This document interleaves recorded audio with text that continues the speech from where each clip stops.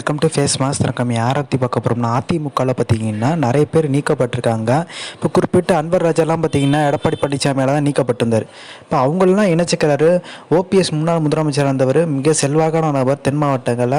அவரை இணைக்கிறதுல என்ன தவறுன்ற மாதிரி இப்போ தொண்டர்களே கேட்க ஆரம்பிச்சிட்டாங்க. இன்னொரு விஷயம் என்னன்னு பார்த்தீங்கன்னா, திமுகவோட டீலிங்கில் இருக்கார், திமுகவோட லிங்கில் இருந்தார் அப்படின்ற மாதிரி சொல்லியிருந்தார்.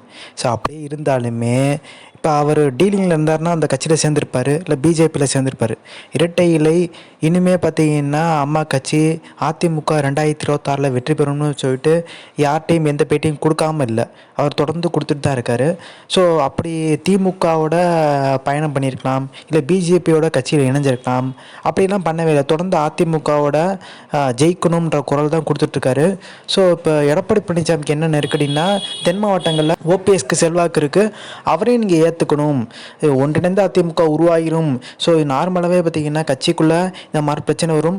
அதிமுக வரலாற்றில் இது இயல்பாக நடக்கிற ஒரு விஷயம் இருந்தாலுமே ஓபிஎஸ்ஸை இணைக்கல எடப்பாடி பழனிசாமிக்கு என்ன சிக்கல்னா, திருப்பியும் ஓபிஎஸ் மிகப்பெரிய உச்சத்துக்கு வந்துடும்ன்ற பயம் எடப்பாடி பழனிசாமிக்கு இருக்குன்ற மாதிரி இப்போ எல்லாருமே முணுமுணுக்க ஆரம்பிச்சிட்டாங்கன்னு தகவல் வெளியாக இருக்குது. ஸோ இந்த இன்ஃபர்மேஷன் பிடிச்சா like share subscribe. Thanks for வாட்சிங் திஸ் வீடியோ.